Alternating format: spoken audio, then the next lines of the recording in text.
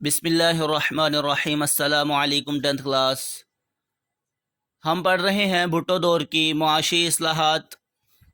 تو گزشتہ سبق میں ہم پڑھ چکے ہیں لیبر اصلاحات۔ امید ہے آپ نے مختصر سوالات لکھ لیے ہوں گے اور تمام اصلاحات جو ہیں لیبر اصلاحات تمام پوائنٹس یاد کر لیے ہوں گے۔ آج ہم پڑھیں گے زرعی اصلاحات۔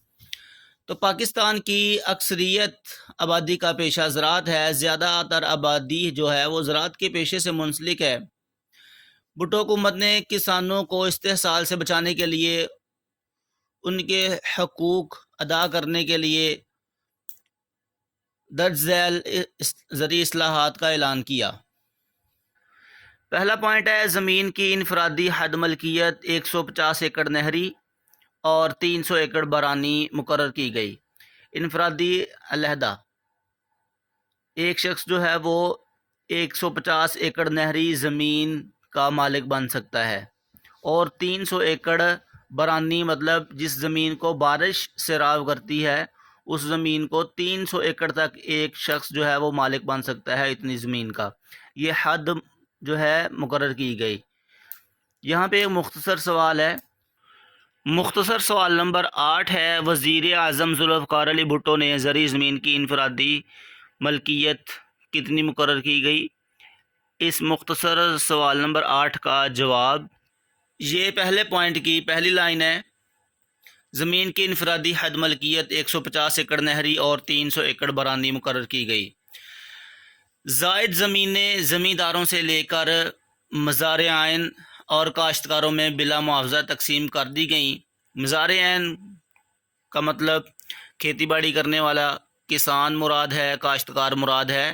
ان کو بلا معاوضہ بغیر کسی پیسے کے بغیر اجرت کے تقسیم کر دی گئیں۔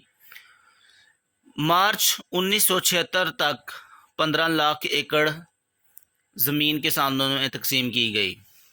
عزیز طلباء، دوسرا پوائنٹ ہے، وہ سرکاری ملازمین جنہوں نے ملازمت کے دوران اور ریٹائرمنٹ کے بعد 2 سال کے اندر زمین خریدی تھی، ایسے ملازمین کے لیے 100 ایکڑ زمین محدود کر دی گئی اور باقی زمینوں پر حکومت کا قبضہ ہو جانے کی پالیسی بنائی گئی۔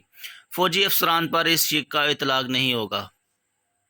یہ جو قانون بنایا گیا کہہ رہے ہیں کہ فوجی افسروں پر یہ لاگو نہیں ہوگا۔ تیسرا پوائنٹ، تعلیمی اداروں یعنی کالجوں اور یونیورسٹیز وغیرہ کے علاوہ کوئی شخص مقررہ حد سے زائد زمین رکھنے کا حقدار نہ ہوگا۔ چوتھا پوائنٹ ہے، تمام مالیہ اور آبیانہ زمیندار ادا کریں گے۔ کرایہ وغیرہ جو ہوتا ہے زمین ٹھیکے پہ لینا، یہ زمیندار ادا کریں گے۔ مزارعین اس ادائیگی سے مستثنیٰ ہوں گے۔ کسان کاشتکار جو خود مزدور ہوتے ہیں کھیتی باڑی کرنے والے، وہ اس ادائیگی سے مستثنیٰ ہوں گے، وہ یہ ادائیگی نہیں کریں گے۔ کسی بھی شخص کو استبل جہاں گھوڑے باندھے جاتے ہیں وہ جگہ، مویشی فارمز اور باغات کے نام پر مقررہ حد سے زائد زمین رکھنے کی اجازت نہ ہوگی۔ تمام شکارگاہیں حکومت نے اپنی ملکیت میں لے لیں، البتہ تاریخی نوعیت کی شکارگاہیں مستثنیٰ قرار دی گئیں، یعنی کہ وہ اپنی ملکیت میں نہیں لی گئیں جو تاریخی نوعیت کی شکارگاہیں تھیں۔ ساتواں پوائنٹ ہے، مالکان کو ایک طرفہ طور پر مزارعین کو بے دخل کرنے کے حق سے محروم کر دیا گیا۔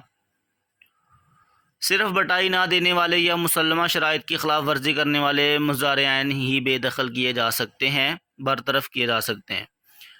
تو حکومت نے زمین کے چھوٹے چھوٹے قطعات کو، چھوٹے چھوٹے ٹکڑوں کو اکٹھا کرنے کے لیے اشتمال اراضی کے نام سے نئی اسکیم بنائی، یعنی کہ جن کسانوں کی زمین جو تھی وہ علیحدہ علیحدہ چھوٹے چھوٹے ٹکڑوں میں دور دور تھی، ان کو ایک جگہ پہ اکٹھی زمین دے دی گئی۔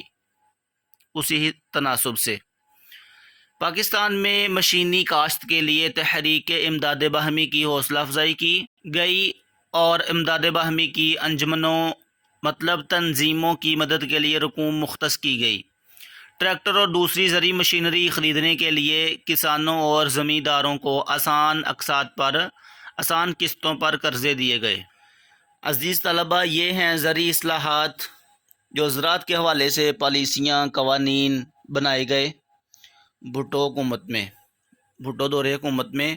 تو عزیز طلبہ، اس میں مختصر سوالات جو ہیں وہ پہلا سوال جو لکھنا ہے وہ زمین کی حد ملکیت، یہ والا سوال، مختصر سوال نمبر 8، اور عزیز طلبہ یہ انڈر لائن کریں کہ مارچ 1976 تک 15 لاکھ ایکڑ زمین کسانوں میں تقسیم کی گئی۔ یہ ایم سی کیو پوچھا جا سکتا ہے کہ بھٹو دور حکومت میں مارچ 1976 تک کتنی زمین جو ہے کسانوں میں تقسیم کی گئی، تو 15 لاکھ ایکڑ انڈر لائن کر لیں اور اس تاریخ کو بھی انڈر لائن کر لیں۔ عزیز طلبہ مختصر سوال نمبر 8 نیٹ کاپی پر لکھیں اور مکمل سبق یاد کریں۔